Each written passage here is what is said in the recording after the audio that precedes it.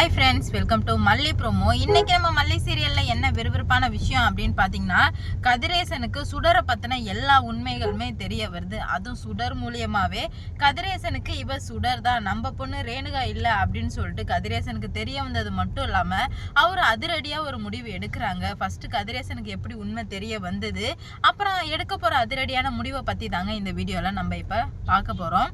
இப்போ சுடர் வீட்டில் இருக்கா, எப்படியாச்சும் மல்லியை விஜய் லைஃப்ல அகைன் வரவே வைக்கக்கூடாது, அதுவும் தாலி கட்டுற வரைக்கும் மட்டுமாச்சும் அதை நிறைவேற்றி ஆகணும் அப்படின்றதுக்காக அவ புதுசாக பிளான் போட்டு வீட்டுக்கு கதிரேசன் நிஷா எல்லாருமே வர்றாங்க. அப்போதான் இவ சுடர் சொல்கிறா, அப்பா நம்ம எல்லாருமே ஒரு தீர்க்கமான முடிவு எடுக்கணும்ப்பா அப்படின்ற மாதிரி சொல்ல, என்னம்மா தீர்க்கமான முடிவு அப்படின்ற மாதிரி கேட்குறாங்க. இல்லைப்பா, கல்யாணம் நடக்கிற வரைக்கும் விஜயும் மல்லியும் மீட் பண்ணிக்கவே கூடாதுப்பா அப்படின்ற மாதிரி சொல்லவுமே, அது ஒன்றும் பிரச்சனை இல்லைம்மா, பண்ணிக்கலாம், இருந்தாலும் எனக்கு ரொம்ப பயமாக இருக்குமா அப்படின்ற மாதிரி சொல்கிறாங்க. நீ எதுக்குமா சம்மந்தமே இல்லாமல் பயப்படுற ரேணுகா, இங்கே பாரு, நீ எதுக்காகவும் பயப்படவே கூடாது அப்படின்ற மாதிரி கதிரேசன் சொல்லிடுறாரு. நான் இருக்கேன், அவளை நான் நினைச்சேன்னா அவளை இந்த ஊரை விட்டு ஏன் உலகத்தை விட்டு என்னால் அனுப்ப முடியும் அப்படின்ற மாதிரி இவர் சொல்லி முடிச்சிடுறாருங்க. சொல்லி முடிச்சதுன்னா திடீர்னு சுடருக்கு ஒரு யோசனை வருது. என்ன யோசனை தெரில, திருதுப்புன்னு சொல்லிட்டு ரகுட்ட இப்போ ஃபோன் பண்ணியே பேசி ஆகணுமேனு சொல்லிட்டு எல்லாருமே இருந்துகிட்டே இருக்கும்போது இந்த சுடர் திருதுப்புன்னு கிளம்பி ஓடி போயிட்டு ரூம்குள்ளே கதவை சாத்திக்கிறா. இவங்க என்ன பண்ணுறாங்கன்னா, அவங்க அப்பா ரேணுகாவே அதாவது சுடரே பார்த்துட்டே இருக்காங்க. எங்கே தான் பொண்ணு போகிறான்னு சொல்லிட்டு ஒரு நிமிஷம் இருங்க, ஏதாவது பண்ணிக்கின்னு போகிறா, ஏன்னா மல்லியை பற்றி தானே பேசிகிட்டு இருந்தா, ஏதாவது பண்ணிக்க போகிறா அப்படின்னு சொல்லிட்டு ஒரு பயத்தில் இவரும் கிளம்பி போகிறாருங்க. கிளம்பி போயிட்டு கதவு தட்டுறாரு, திறக்கல, ஜன்னல் வழியாக போய் நின்னா இவ ஃபோன் பேசிட்டு இருக்கா. அவருக்கு ஒண்ணுமே புரியல, என்னடா இது ஃபோன் பேசிட்டு இருக்காளே அப்படின்னு சொல்லிட்டு அவர் ரொம்பவே ஷாக் ஆயிடுறா. அப்பதான் சுடரே தான் வாயால் என்ன சொல்றா அப்படின்னு பார்த்தீங்கன்னா, ரகு எப்படியாச்சும் மல்லியை போட்டு தள்ளியே ஆகணும் ரகு, கண்டிப்பா மல்லி வீட்டுக்குள்ள இருக்கும்போதே நிறைய பண்ணிட்டா, இதுல வேற அவ என் பார்வையில இருக்கும்போதே என் கண்ணிலே விரல விட்டு ஆட்டிட்டா, இப்ப வேற அவ இந்த வீட்டை விட்டே வெளியே இருக்கா, எனக்கு ரொம்பவே பயமா இருக்கு ரகு, என்ன பண்றதுன்னு தெரியல அப்படின்ற மாதிரி பேச கதிரேசனுக்கு ஒண்ணுமே புரியல. என்னடா இது, இவன் என்ன இப்படி பண்ணிட்டு இருக்காளே அப்படின்னு சொல்லிட்டு ரொம்பவே ஷாக் ஆயிடுறா. அப்பதான்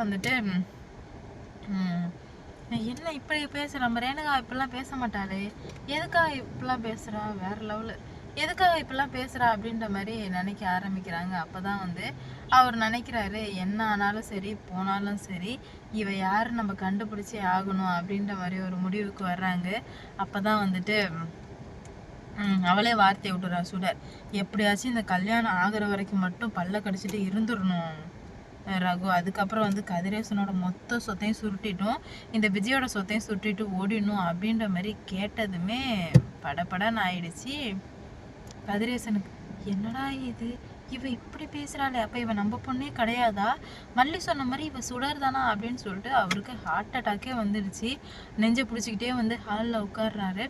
என்னப்பா ஆச்சு, எதுக்காகப்பா இப்போ நெஞ்சை பிடிச்சிக்கிறீங்க அப்படின்ற மாதிரி கேட்க, நம்ம நாசம் போயிட்டோமா மோசம் போயிட்டோமா அப்படின்ற மாதிரி பேசிகிட்டு இருக்காரு. என்ன ஆச்சுன்னு ஃபஸ்ட்டு தெளிவாக சொல்லுங்கப்பா, நீங்கள் பாட்டுங்க நாசம் ஆகிட்டோம், அப்படி ஆகிட்டோம் இப்படி ஆகிட்டோன்னு சொல்கிறீங்க, நடந்த விஷயத்த சொல்ல மாட்டீங்களே அப்படின்ற மாதிரி சொல்கிறாங்க.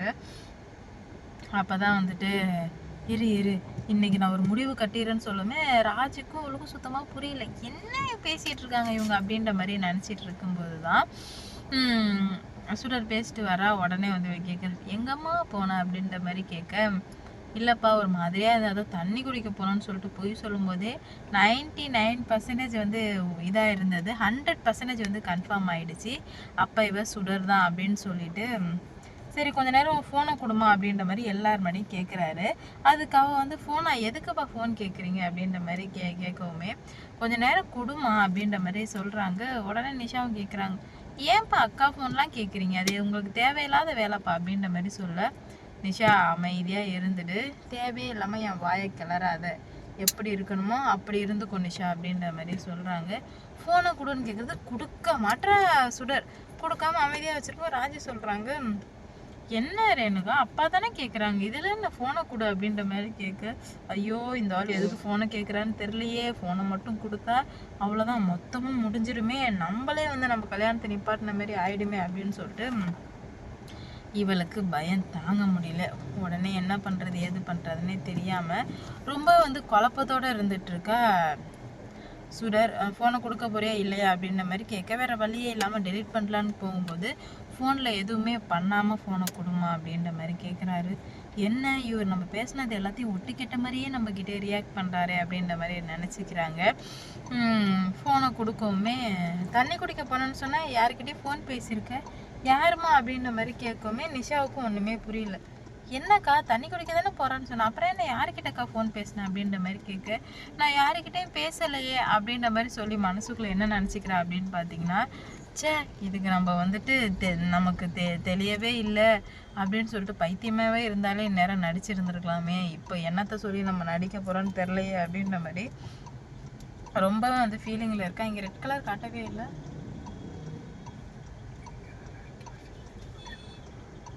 அதனால் என்ன நடக்குது அப்படின்னு பார்த்தீங்கன்னா, வசமாக சிக்கிக்கிட்டா.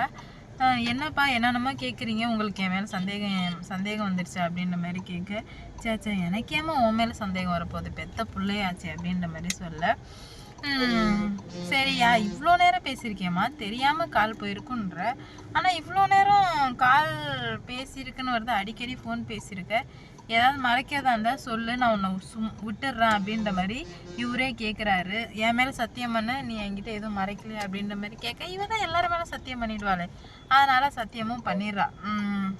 ப்ராமிஸாப்பா நான் வந்து எதுவுமே மறைக்கல அப்படின்ற மாதிரி சொல்ல, சத்தியம் பண்ண வரவுமே கதிரேசனுக்கு தூக்கி வாரி போட்டுருது. சீ நீ இவ்வளோ கேவலமானவளா, சத்தியம் நான் தான் பண்ண சொல்கிறேன், பண்ணாமல் இருப்பேன்னு பார்த்தா சத்தியம் பண்ணுற, இவ்வளோ கேவலமானவன் தெரியாமல் போயிடுச்சே மல்லி அப்போவே சொன்னாலே அப்படின்னு சொல்லிட்டு பேசிகிட்டே இருக்கவுமே விரிக்க பார்க்க வேண்டியது, திரும்பி டேனிங்களா இப்படி திரும்பி பார்க்க வேண்டியது. என்ன சொல்ல நல்லா இருந்துச்சுல்ல, அதில் அப்புறம் அப்படி விரிக்க ஜன்னலில் கூட பார்க்குறேன், கண்ணாடியில் கூட.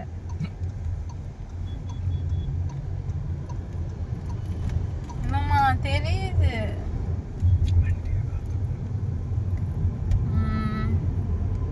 என்ன நடக்க போகுதுன்னு பார்க்கலாம். இந்த கல்யாணத்தை நீ எப்படி நடத்துகிற நான் பார்க்குறேன்டி அப்படின்ற மாதிரி பயங்கரமாக சவால் விட்டுட்ருக்காரு நம்ம கதிரேசன் பண்ண காரியம் உங்களுக்கு பிடிச்சிருந்தது அப்படின்னா மறக்காமல் லைக் பண்ணிட்டு கமெண்ட் பண்ணிக்கோங்க.